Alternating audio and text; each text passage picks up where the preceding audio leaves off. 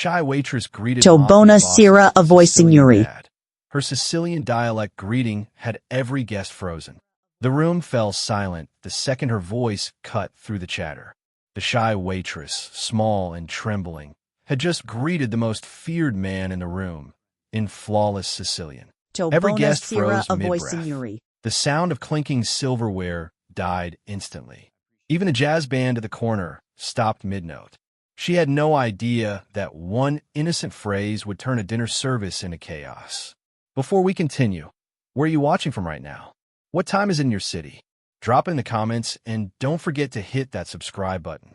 You're not ready for what's about to unfold next. The tension in the restaurant pulsed like a heartbeat.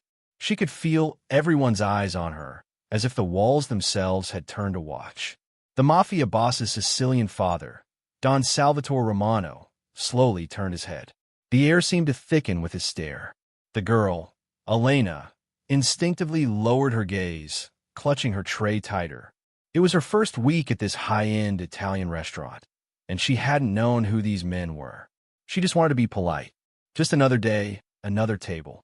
But now, every powerful man in that room looked like they were ready to kill or bow. Salvatore's weathered face, lined by decades of control and blood, broke into a faint smile. Not a kind one. Something older, darker, a mix of nostalgia and suspicion. The waitress's heart pounded so loud she thought he could hear it. She had grown up hearing that dialect in her grandmother's kitchen, half a world away, never realizing those same words once belonged to the same bloodline of men who ruled cities in shadows. The boss's son, Matteo Romano, leaned back in his chair, his dark suit sharp, his eyes locked on her like she was the answer to a question he hadn't known he was asking. He had seen fear before, countless times, but this was something else. She wasn't trembling out of guilt or submission. It was something deeper, like her body remembered something her mind had forgotten. The room buzzed with whispers now, half in Italian, half in English, everyone trying to understand who this girl was. She stood still, not moving, trying to steady her breathing, the tray shaking in her hands. A drop of water slid off a glass, hitting the marble floor with a sound that felt louder than thunder. Salvatore's hand rose slowly, commanding silence even though no one had dared to speak. He looked her up and down with eyes that could strip away secrets. Then, he spoke in the same Sicilian dialect she had used, low and careful. She flinched, every syllable like a memory she didn't know she had. She stammered something back, tried to explain it was just something she'd heard growing up. But her tongue betrayed her. The accent was too perfect, the words too ancient. Salvatore's smile widened, the kind of smile that could mean affection or a death sentence. Matteo's phone buzzed quietly under the table, a discreet text from one of his men. Find out who she is. He didn't even look down to reply. His mind was already racing ahead. Nobody outside Sicily spoke like that unless they had ties, old ties, family ties, blood ties. The kitchen doors swung open, breaking the silence for a moment as another waiter rushed out, pretending to keep the evening moving. But the guests weren't eating anymore. They were watching a movie unfold in real time, and the waitress was the star who didn't know she'd been cast. Elena's boss, the restaurant manager, started walking toward her from the bar, his face pale, hands shaking. He was muttering under his breath, already preparing to fire her for whatever she'd just done. But Matteo raised a hand. The manager froze mid-step. Everyone froze when Matteo moved. The boss's son never spoke twice. Elena finally found her voice, soft but steady, apologizing for the disturbance. But Matteo's father motioned for her to stay. Salvatore rose from his chair, every movement slow and deliberate, like a lion testing the air before the kill. His cane tapped against the tile as he approached her. The entire restaurant seemed to shrink under his presence. He stopped in front of her, studying her as if he were trying to remember a face from decades ago. He asked her name. She answered. He repeated it, tasting it like old wine. Then, to everyone's shock, he laughed. Not a loud laugh, just a deep, knowing chuckle that sent chills across the room. He told her something softly in Sicilian, something that made the blood drain from her face. Matteo caught the words, but didn't understand the meaning, and that bothered him. The old man turned to his son, his expression shifting. There was recognition there, some old ghost rising from the past. He told Matteo to sit down. He told everyone else to eat. Then he looked back at the girl and said she would bring his dessert personally. Elena nodded, her legs weak as she turned back toward the kitchen. Her co-workers stared at her in disbelief, whispering that she was crazy, that she'd somehow just survived what could have been her last shift alive. Inside, she was barely holding it together. Her chest felt tight, her mind racing through the memory of every Sicilian word her grandmother ever taught her. Who were these men? Why did that old man's voice sound like home and hell at the same time? In the dining room, Matteo leaned toward his father and asked what that was about. Salvatore didn't answer right away. He just watched the kitchen door where Elena had disappeared, his fingers tracing the ring on his hand, a ring bearing a crest that had been buried in Sicily generations ago. He muttered something about debts, about family, about fate's strange sense of humor. Matteo didn't press him, but his gut told him that Waitress wasn't just some random girl. Back in the kitchen, Elena set down her tray, hands shaking. Her co-workers asked what happened, but she couldn't explain. The air in her chest felt heavy, her pulse racing like she'd just escaped an accident she hadn't seen coming. The head chef scolded her to pull herself together and take dessert to table 1, the Mafia table. She hesitated, but her feet moved anyway. When she walked back into the dining room, her eyes locked with Matteo's. He watched her like a hawk, the curiosity in his gaze sharper than any knife. Salvatore gestured for her to come closer again. She set the plate down in front of him, trying not to meet his eyes, but he wouldn't let her look away. He spoke softly, saying something that made her flinch. Then, louder now, he called her by a name she hadn't heard in years, a name her grandmother used only once before she died. The room went dead silent again. Matteo's fork slipped from his hand, hitting the plate. The sound echoed through the air like a gunshot. Elena froze. Every guest turned. The look on her face said everything. She knew that name, but she didn't understand how he did too. Salvatore's expression darkened, the warmth gone. He whispered something to his son, and Matteo's jaw clenched. Whatever it wasn't good. Elena stumbled back, breath trembling, realizing too late that this wasn't coincidence. That old Sicilian greeting had unlocked something buried deep in both their worlds, and neither of them would ever be the same after tonight.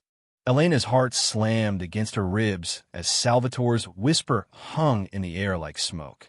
Matteo's eyes narrowed, sharp as broken glass, following her every twitch. The restaurant was too quiet, too still. Everyone could feel something shifting under the surface, something ancient and dangerous clawing its way out of the past. The old man leaned back, exhaling slowly, his gaze fixed on her as if she'd just peeled open a ghost he'd buried decades ago. The name he'd called her by wasn't random. It was the kind of name you didn't forget, even after blood had been spilled over it.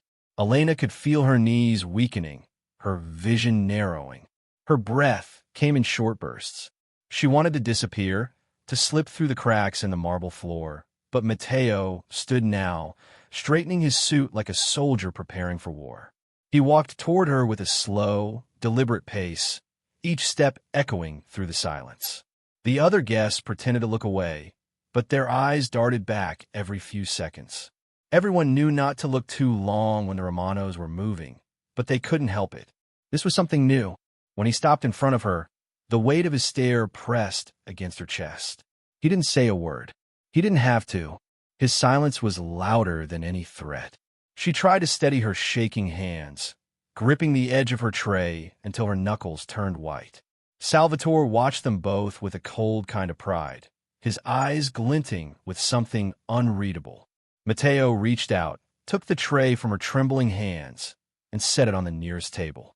Then he leaned closer, his voice low enough that only she could hear. Whatever he said made the blood drain from her face completely. She backed away instinctively, but he caught her wrist before she could retreat. Her pulse hammered under his fingers. His grip wasn't violent, but it was commanding, impossible to escape. The room around them faded into nothing. She could barely breathe as he whispered again, slower this time, testing her reactions. She shook her head, stammering that she didn't know what he meant. His jaw tightened.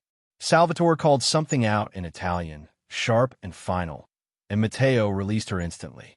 Elena stumbled back, clutching her wrist. Her co-workers were frozen near the kitchen door, unsure whether to help or to stay invisible. Matteo turned back to his father, irritation flickering in his eyes. The old man waved his hand dismissively, motioning for him to sit. Then he looked back at her, those ancient eyes holding her hostage from across the room. He smiled faintly, the kind of smile that came with memories too dark to speak. Elena forced herself to walk back toward the kitchen, one step at a time, trying to look calm even as her body trembled. Once she was through the swinging doors, she gasped for air, gripping the counter to stay upright. Her co-workers swarmed around her, asking what happened, but her words caught in her throat. The head chef barked at everyone to get back to work, muttering that she'd already caused enough trouble. She wanted to explain, but how could she? She didn't even know what she'd done. She slipped into the break room, staring at her reflection in the mirror above the sink. Her eyes looked wild. That name, why had he called her that? She tried to remember if her grandmother ever mentioned the Romanos, but the only thing she could recall was a story about a small town in Sicily, a betrayal, and a family name whispered only in warning. Her hands shook as she ran water over them, trying to wash away the weight of those words. In the dining room, Matteo leaned closer to his father, speaking under his breath. Salvatore didn't look at him. He was staring at the kitchen door, lost somewhere between memory and madness. He told his son that girls' eyes were the same as someone he'd buried long ago. Matteo frowned, confused, demanding clarity, but the old man's silence said enough. Something about that girl wasn't just coincidence. Matteo excused himself from the table, ignoring the questioning looks of their associates. He moved like a shadow through the restaurant, stepping into the kitchen. The staff froze the second they saw him. No one dared to breathe. His gaze swept across the room until it landed on her. Elena froze mid-motion, water dripping from her hands. He walked toward her slowly, each step deliberate. The chef tried to intervene, but Matteo's glance was enough to silence him. When he reached her, he stopped inches away. She looked up at him, eyes wide, lips trembling. He asked her where she learned to speak Sicilian like that. She said her grandmother taught her. He asked her grandmother's name. She hesitated, and that hesitation was enough. He smiled, not kindly, but with recognition. He asked where she was from originally. She said she grew up in Texas. He laughed softly, saying there are no Sicilians in Texas. Her throat went dry. She didn't know what else to say. He studied her face for a long moment, then stepped aside, telling her quietly that she should take the rest of the night off. It sounded almost merciful, but the tone underneath carried warning. She nodded, wiping her hands, avoiding eye contact. The other waiters whispered as she hurried out the back door, her pulse still racing. The night air hit her face like cold steel. She leaned against the brick wall, trying to steady herself. The street was empty except for the faint hum of traffic. She pulled out her phone, her fingers trembling, dialing her grandmother's number, then stopping. Her grandmother had been gone for years. There was no one left to ask. Inside, Matteo returned to the table. His father was gone. The chair was empty, the cane leaning against the wall. Matteo's stomach tightened. No one had seen him leave, but somehow everyone knew better than to ask questions. He called one of his men, ordered him to check the security footage. Minutes later, they confirmed it. Salvatore had left through the kitchen exit, the same one Elena used. Matteo's expression hardened. He rose again, tossing his napkin aside, and strode out of the restaurant. The night air was thick with tension. He scanned the street, saw her at the end of the block, walking fast. A black car idled a few meters away, one of his father's men sitting in the driver's seat. The passenger door opened. Salvatore was inside, gesturing for her to get in. She froze on the sidewalk, every instinct screaming to run, but his voice, calm, commanding, cut through the night. She hesitated, trembling, and the car door closed. The vehicle rolled away slowly, leaving Matteo standing on the sidewalk, jaw clenched, fury burning, through his veins. He pulled out his phone, calling his men. Within seconds, orders were flying. No one touched that car. No one followed it. But he wanted eyes everywhere.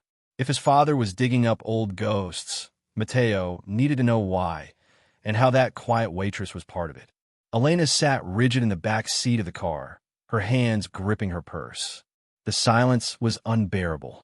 Salvatore didn't look at her at first. His gaze was out the window, lost in the rhythm of the city lights. Then, without warning, he said her grandmother's name. She gasped. He nodded slowly, as if confirming a suspicion. He told her that he had once known that woman, long ago, in another world. He said her grandmother had saved his life. She stared at him in disbelief, unable to form words.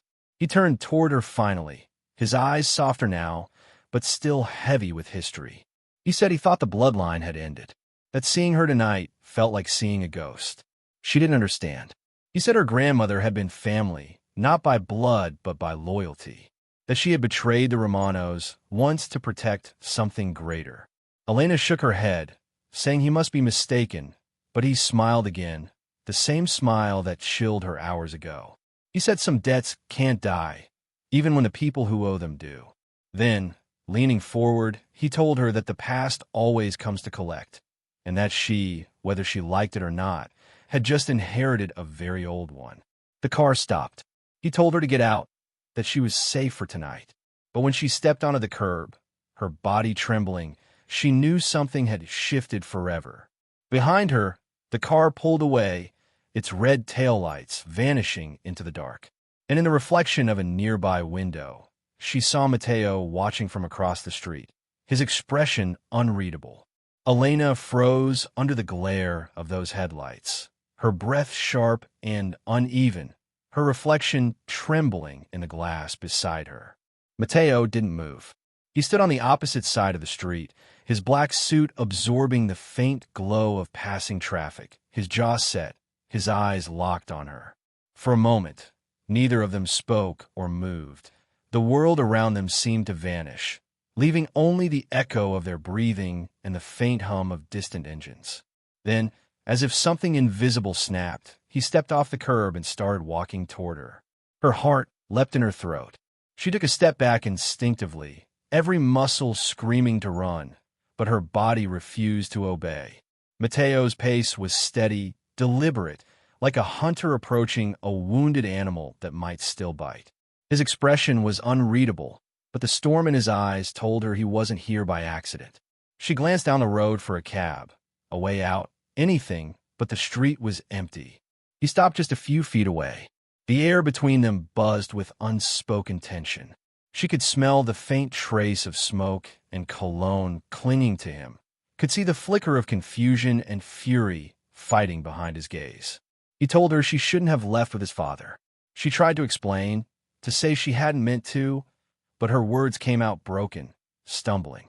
Matteo shook his head slowly, his voice dropping lower. He said she didn't understand what kind of man Salvatore was, what kind of past she'd just stepped into. Elena's hands shook at her sides. She asked why his father had known her grandmother's name, why he'd spoken about debts and betrayal. Matteo's jaw flexed, his eyes darkening further. He said his father was obsessed with ghosts, that old memories made dangerous men reckless. But even as he said it, he didn't sound convinced. He looked her over again, scanning her face like he was trying to find proof she was lying. But there was nothing there except fear, and something else he didn't want to admit seeing. He exhaled sharply, running a hand over his face. He told her to go home, lock her doors, and forget this night ever happened. She whispered that she couldn't, that something about what his father said didn't feel like madness. Matteo turned, already walking away, but her voice followed him, cracking as she said his name. He stopped mid-step. It wasn't the sound of his name that froze him. It was the way she said it, in perfect Sicilian, the same dialect his father used. He turned back slowly, disbelief flickering across his face. She covered her mouth, realizing what she'd just done, but it was too late. Matteo stared at her like she'd just spoken a secret no one should know. He stepped closer again, eyes narrowing, asking her where she'd learned to say his name like that. She said she didn't know, that it just came out. He didn't believe her. His hand twitched at his side like he was resisting the urge to grab her again, to shake the truth out of her. But instead, he whispered that if she valued her life, she'd stop remembering. A car turned the corner suddenly, its headlights cutting across them. Mateo's expression shifted. He grabbed her wrist and pulled her back against the alley wall, pressing her into the shadows as the black sedan rolled by. She could see the silhouettes inside, men with hard faces scanning the street. His voice was low and urgent now, telling her not to move. Her heart pounded against his chest, their breaths mingling in the narrow space between them. When the car passed, he stepped back, eyes darting down the road. He said his father's men were looking for her. She whispered why, and his answer made her knees weaken. He said his father thought she was proof of an old betrayal, that if the wrong people believed she was connected to that past, she'd be dead before sunrise. Elena's stomach twisted. She asked what he believed. Mateo didn't answer. He just looked at her for a long, heavy moment, then finally muttered that he didn't know what to believe anymore. He told her to follow him. She hesitated, but something in his tone made her obey. They moved fast through the narrow side streets, her heels clicking softly on the pavement as he led her toward the back of a parked car. He opened the door, motioning for her to get in. She hesitated again, asking where he was taking her. He said somewhere safe, somewhere his father wouldn't think to look. She didn't trust him, but she had no choice. The drive was silent. Mateo's hands gripped the wheel, his eyes fixed on the road ahead, jaw clenched like he was fighting a dozen thoughts at once. Elena stared out the window, the city lights blurring into streaks. She tried to piece together what was happening, but none of it made sense. The Mafia, her grandmother, the Sicilian words she shouldn't know. It all felt like a dream she couldn't wake from. After what felt like forever, the car slowed and turned down a dark side road that led to an old villa on the edge of the city. Mateo killed the engine and stepped out, scanning the area before motioning for her to follow. The place looked deserted, the air thick with quiet. He unlocked the door and led her inside. The moment they stepped in, she felt the weight of history pressing down on the walls. Photos, old furniture, the faint smell of tobacco and rain. Mateo told her to sit. She didn't.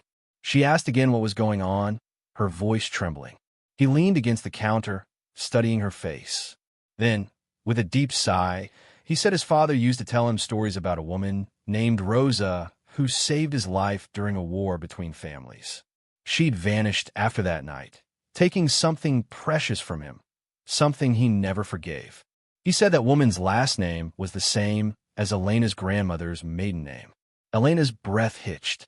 She said her grandmother never talked about Sicily.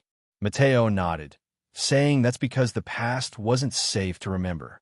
He said Rosa had been in love with a Romano once, and that her betrayal nearly destroyed them. Elena shook her head, refusing to believe it. Mateo didn't argue. He said he didn't care about old sins, only about what his father might do now that he believed the past had returned. The lights flickered. Mateo's phone buzzed. He looked down and swore under his breath. Salvatore's men were already outside the villa. Somehow they'd been followed. He grabbed Elena's arm and pulled her toward the back exit, his voice low but fierce, telling her to stay behind him no matter what happened. She could hear the crunch of tires on gravel, the slamming of car doors, the muffled voices of men outside. Mateo opened the back door and pushed her out first. They slipped into the night, the air thick with tension.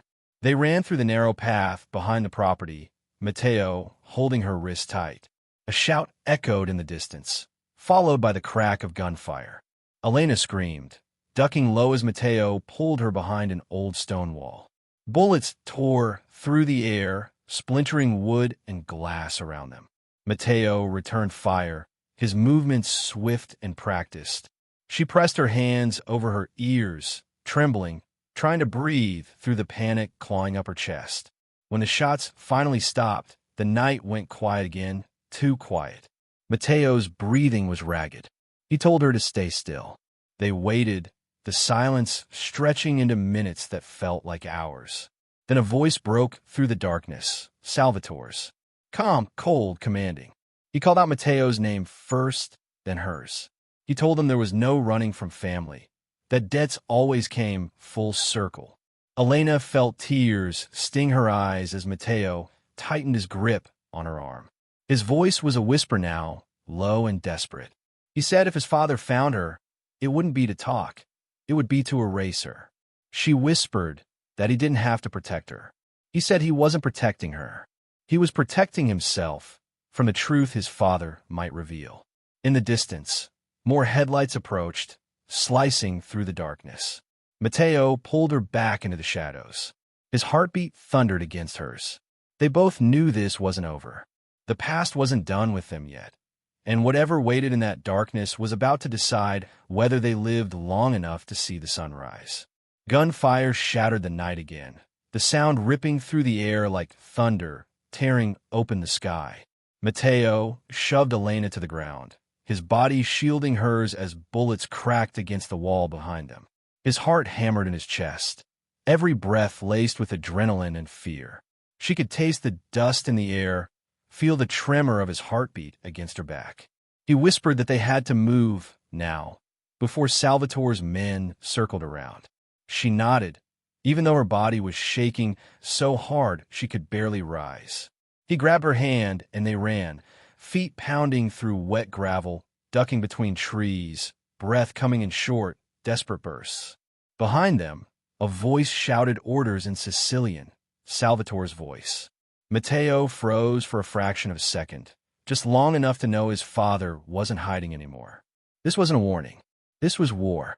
He pulled Elena faster, toward the side path leading down to the pier. The villa's lights glowed faintly behind them, flickering through the fog. She stumbled once, her ankle twisting, but Matteo caught her, pushing her forward even as the men closed in. One of them fired, and the bullet grazed Matteo's shoulder, sending him staggering. He bit back a scream, blood soaking through his shirt. Elena tried to stop, but he barked at her to keep moving. They reached the end of the path where the old wooden dock jutted out into black water. Matteo looked around frantically for an escape.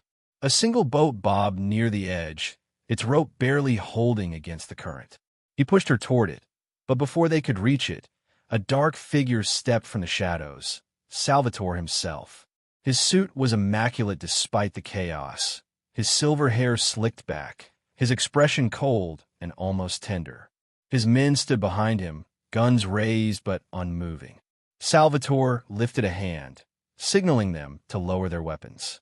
Matteo's breath came out in ragged bursts. His father's voice was calm, too calm, as he told his son that every story ends where it began, and this one began with betrayal. He said the girl's grandmother had stolen something from him decades ago, and now fate had brought her bloodline back to repay the debt. Matteo's jaw tightened, his voice sharp as he said there was no debt, only his father's obsession. Salvatore smiled faintly, eyes glinting with madness. He said obsession is what kept families alive, what kept the Romano name feared. Then he looked at Elena, his tone turning soft, almost affectionate. He said she didn't even know what she carried. Elena's voice broke as she demanded to know what he meant. Salvatore said her grandmother had taken a key, one that opened a vault holding evidence powerful enough to destroy half the families in Sicily. He said the key was rumored to be passed down, hidden in plain sight. Matteo looked at Elena, confusion and disbelief mixing in his expression. She shook her head, insisting she didn't have anything. Salvatore stepped closer, his hand reaching out as if to touch her face. Matteo raised his gun instantly, his voice low, telling him to back off. The old man laughed, a low, bitter sound. He said Matteo had inherited his temper, but not his wisdom. He warned him that protecting her meant betraying his blood. Matteo said maybe that was what needed to happen. The words hung in the air like a spark before the explosion. Salvatore's face hardened. In that single second, time slowed. His hand twitched. The sound of a gunshot cracked through the fog, but it wasn't Salvatore's weapon that fired. Matteo had pulled the trigger first. The shot hit Salvatore in the chest. He stumbled back, eyes wide, mouth twisting in shock. His men shouted, raising their guns, but Matteo fired again, dropping another before the rest froze. Salvatore fell to his knees, clutching his chest, his voice a rasp of disbelief. He looked up at Matteo with something like pride flickering beneath the pain. He whispered that his son finally had the courage to become a Romano. Matteo stared down at him, trembling, his voice shaking as he said he didn't want to be a Romano anymore. He wanted to be free. Salvatore's eyes dulled, his body slumping against the dock. Silence followed, heavy and cold. The men behind him lowered their weapons, unsure of what to do. Matteo turned to them, his voice rough but commanding, telling them to walk away. For a moment, no one moved. Then, one by one, they stepped back, fading into the fog until only the two of them remained. Elena dropped to her knees beside Matteo, her hands trembling as she pressed them against his bleeding shoulder. He winced, but didn't stop her. She asked why he'd done it, why he'd risk everything. He looked at her, his voice quiet now, saying maybe he was tired of being afraid of his own blood. Maybe protecting her felt like saving the part of himself that still had a soul. Tears welled in her eyes as she whispered that he'd just killed his father. Matteo said maybe that was the only way to kill the past. Sirens wailed in the distance, faint at first but growing louder. He helped her up, telling her they needed to move. She hesitated, looking down at Salvatore's still body one last time. For the first time, she didn't feel fear, just pity. They ran toward the edge of the dock, climbed into the small boat, and Matteo cut the rope with his knife. The engine sputtered to life, and the boat drifted into the dark water. The city lights faded behind them as they sped toward the horizon. Matteo sat back, blood soaking his sleeve, the wind whipping through his hair. Elena turned to him, asking what would happen now. He gave a small, tired smile, saying that whatever came next, it would be theirs to decide. She reached for his hand, fingers trembling, and he didn't pull away. For the first time, neither of them was running. As the sirens vanished into the distance, dawn began to break over the water, painting the horizon with streaks of gold. Elena leaned her head on Matteo's shoulder, the adrenaline finally giving way to exhaustion. He whispered that his father used to say, "Blood always finds blood." But maybe, he said, love finds what blood can't. She closed her eyes, feeling the truth of it sink in. They'd both lost everything. Family, safety, innocence, but somehow, in that loss, they'd found each other. And somewhere deep inside, Elena knew her grandmother would have understood. The ghosts of the past had finally been silenced, and the future, fragile and uncertain, was finally theirs to hold. In the distance, the old villa burned, flames licking the dawn sky. Justice had been served, not by law, but by the reckoning of two souls who refused to bow to their bloodlines. The Romano name would be whispered for generations, but now it would be in memory of a son who defied it all for something purer than power. Sometimes the past doesn't die until you burn it yourself, and sometimes love is the only fire strong enough to do it. When life drags you through darkness, remember, loyalty means nothing without choice, and love means nothing without courage. The true victory is choosing to rise when the world wants you broken. If this story had your heart racing, don't leave yet. Hit that subscribe button, drop a comment telling us where you're watching from, share this fire with your friends, and stay ready for our next story. It's going to blow your mind.